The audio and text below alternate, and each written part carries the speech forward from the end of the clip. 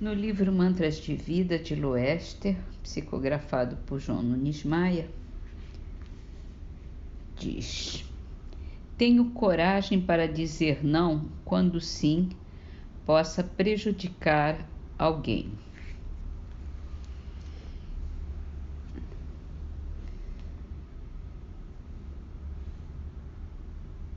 Livro dos Espíritos, questão 531.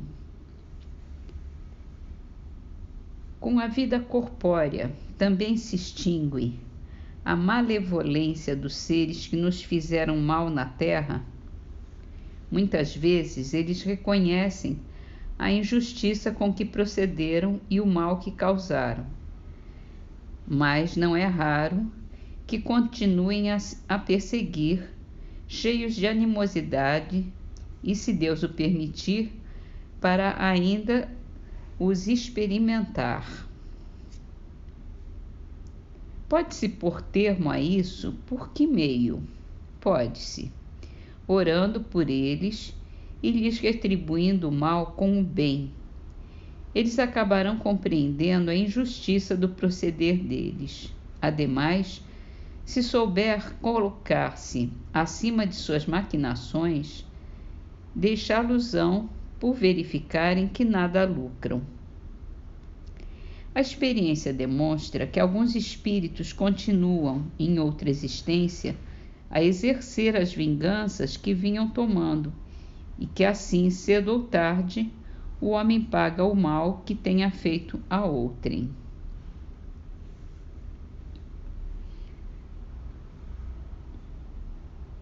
No livro A Gênese, nós estamos no capítulo sobre Deus e continuamos. As propriedades do fluido perispirítico podem nos dar uma ideia. A gente estava falando antes. Suponhamos um fluido bastante sutil para penetrar todos os corpos. Sendo ininteligente, esse fluido atua mecanicamente, por meio tão só das forças materiais. Se, porém, o supusermos dotado de inteligência, de faculdades perceptivas e sensitivas, ele já não atuará às cegas, mas com discernimento, com vontade e liberdade, verá, ouvirá e sentirá. As propriedades do fluido perispirítico podem nos dar uma ideia. Ele não é de si mesmo inteligente, pois que é matéria, mas é o veículo do pensamento, das sensações e percepções do espírito. O fluido perispiritual não é o pensamento do espírito, é o agente e o intermediário desse pensamento. Sendo ele que o transmite, fica de certo modo impregnado do pensamento transmitido, e na impossibilidade em que nos achamos de isolar o pensamento, a nós parece que ele faz corpo com o fluido, dando a entender que são uma coisa só, como sucede com o som e o ar, de maneira que podemos, a bem dizer, materializá-lo. Assim como dizemos que o ar se torna sonoro, poderíamos, tomando o efeito pela causa, dizer que o fluido se torna inteligente. Seja ou não assim no que concerne ao pensamento de Deus, isto é, que o pensamento de Deus atue diretamente ou por intermédio de um fluido para facilitar a nossa inteligência, imaginemos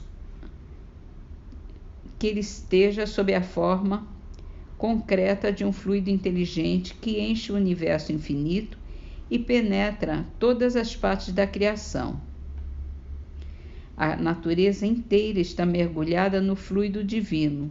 Ora, em virtude do princípio de que as partes de um todo são da mesma natureza e têm as mesmas propriedades que ele, cada átomo desse fluido, se assim nos podemos exprimir, possuindo pensamento, isto é, os atributos essenciais da divindade, e estando o mesmo fluido em toda parte, tudo está submetido à sua ação inteligente, a sua previdência, a sua solicitude. Nenhum ser haverá, por mais ínfimo que suponhamos, que não esteja saturado dele. Achamo-nos então constantemente em presença da divindade. Nenhuma das nossas ações lhe podemos subtrair ao olhar. O nosso pensamento está em contato ininterrupto com o seu pensamento, havendo, pois, razão para dizer que Deus vê os mais profundos refolhos do nosso coração. Estamos nele como ele está em nós, segundo a palavra do Cristo. Em João, capítulo 4, versículo 13. Eu acho que é a Epístola 1 de João. Para estender a sua solicitude a todas as criaturas, não precisa Deus lançar o olhar do alto da imensidade. As nossas preces para que ele as ouça, não precisam transpor o espaço, nem ser ditas com voz retumbante, pois que, estando sempre ao nosso lado, os nossos pensamentos repercutem nele. Os nossos pensamentos são como os sons de um sino, que fazem vibrar todas as moléculas do ar ambiente. Isso é a onipresença de Deus.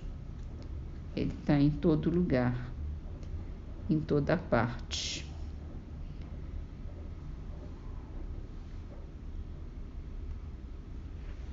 E concluímos com a Antologia dos Imortais, a poesia de Augusto Álvaro de Carvalho Aranha, chama-se A Procura da Ideia Original.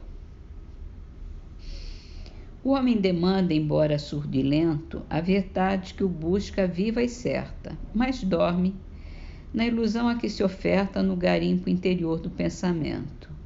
Iludido, cansado, desatento, crendo no acaso, um dia brilha e acerta. Muda-se então a vida em luz aberta pela fulguração de um só momento.